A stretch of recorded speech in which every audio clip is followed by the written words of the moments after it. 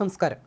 പെരിയ ഇരട്ടക്കൊലക്കേസ് പ്രതിയുടെ മകന്റെ വിവാഹ ചടങ്ങിൽ കോൺഗ്രസ് നേതാവ് പങ്കെടുത്തത് വിവാദത്തിൽ. പെരിയ കേസിലെ 13-ാം പ്രതി ബാലകൃഷ്ണന്റെ മകന്റെ വിവാഹ ചടങ്ങിലാണ് കോൺഗ്രസ് മണ്ഡലം പ്രസിഡന്റ് പ്രമോദ് പെരിയ പങ്കെടുത്തത്. എന്നാൽ വരനായ ഡോക്ടർ ആനന്ദകൃഷ്ണൻ ക്ഷണിച്ചിട്ടാണ് വിവാഹത്തിൽ പങ്കെടുത്തതെന്നാണ് പ്രമോദിന്റെ വിശദീകരണം. തന്നെ കൂടാതെ വേറെയും കോൺഗ്രസ് നേതാക്കൾ വിവാഹത്തിൽ പങ്കെടുത്തിരുന്നുവെന്നും എന്നാൽ തന്റെ ചിത്രം മാത്രമാണ് ഇത്തരത്തിൽ പ്രചരിപ്പിക്കുന്നതെന്നും പ്രമോദ് പറയുന്നു. ഇന്നലെ പെരിയയിലെ ഒരു ഓഡിറ്റോറിയത്തിലായിരുന്നു വിവാഹ ചടങ്ങ്. 2019 ഫെബ്രുവരി 17 രാത്രി 7:30 കല്യാട്ടെ യൂത്ത് കോൺഗ്രസ് പ്രവർത്തകരായ ശരത് ലാൽ, കൃപേഷ് എന്നിവരെ CPM പ്രവർത്തകർ വാഹനങ്ങളിൽ പിന്തുടർന്ന് കൊലപ്പെടുത്തിയത്. 24 പ്രതികളുള്ള കേസിൽ 16 പേർ ജയിലിലാണ്. CPM നേതാവ് പീതാംബരനാണ് കേസിലെ 1-ാം പ്രതി.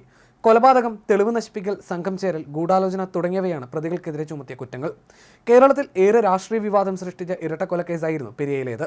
CBI അന്വേഷണത്തെ എതിർക്കാൻ സുപ്രീം കോടതി അഭിഭാഷകരെ നിയോഗിച്ച് 1 കോടി രൂപയോളം സംസ്ഥാന സർക്കാർ ചെലവഴിച്ചതും വിവാദമായിരുന്നു. ആദ്യം ലോക്കൽ പോലീസും പിന്നീട് ക്രൈംബ്രാഞ്ചും ഒടുവിൽ CBIയുമാണ് കേസ് അന്വേഷിച്ചത്. മുൻ MLAയും CPM ജില്ലാ സെക്രട്ടേറിയറ്റ് അംഗവുമായ KV കുഞ്ഞിരാമൻ, കാഞ്ഞങ്ങാട് ബ്ലോക്ക് പഞ്ചായത്ത് പ്രസിഡന്റും CPM മുൻ ഉദുമ ഏരിയ സെക്രട്ടറിയുമായ K Manikandan, party Pakkam Periya local സെക്രട്ടറിയായിരുന്ന വെളുത്തോളി രാഘവൻ, N ബാലകൃഷ്ണൻ തുടങ്ങി 24 പ്രതികളാണ് CBIയുടെ കുറ്റപത്രത്തിലുള്ളത്. ഇതിൽ 14 പേരെ ക്രൈംബ്രാഞ്ചായിരുന്നു അറസ്റ്റ് ചെയ്തത്.